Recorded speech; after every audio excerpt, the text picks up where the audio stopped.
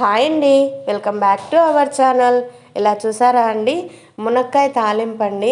ఒకసారి ఇలా ట్రై చేయండి, న్యూగా ఉంటుంది, చాలా టేస్టీగా కూడా ఉంటుందండి. ఒకసారి చేసుకొని తింటే మళ్ళా చేసుకొని తినాలనిపిస్తుందండి, అంత టేస్టీగా ఉంటుందండి. ఇంకెందుకు ఆలస్యం, ఎలా తయారు చేయాలనో చూసేద్దామా. మునక్కాయలు తీసుకొని తొక్క తీసేసి ఇలా కట్ చేసుకొని వాటర్లో వేసి క్లీన్ చేసుకోవాలండి. ఒక బౌల్ పెట్టేసి అందులో వేసేసి స్టవ్ పైన పెట్టి కొంచెం ఉప్పు వేసి ఒక 10 మినిట్స్ ఉడకబెట్టుకోవాలండి. మరీ మెత్తగా కాకుండా ఉడకబెట్టుకొని వాటర్ వంపేసి ఒక ప్లేట్లో తీసి పెట్టుకోవాలా. తర్వాత కడాయి పెట్టేసి పల్లీలు ఎండుమిర్చి వేయించి పెట్టుకోవాలండి.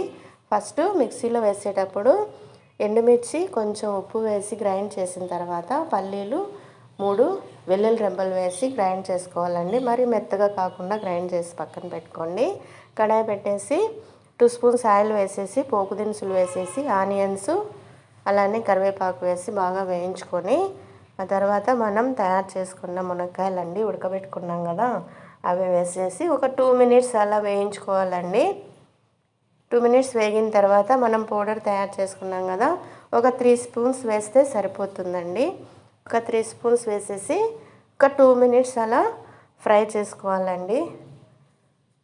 అలా ఫ్రై చేసుకున్న తర్వాత సర్వ్ చేసుకోవడమే. చాలా టేస్టీగా ఉంటుందండి. ఓసారి ట్రై చేయండి. మీకు నచ్చినట్లయితే మీ ఫ్రెండ్స్కి షేర్ చేయండి, లైక్ చేయండి, సబ్స్క్రైబ్ చేసుకోండి. Thank you for watching.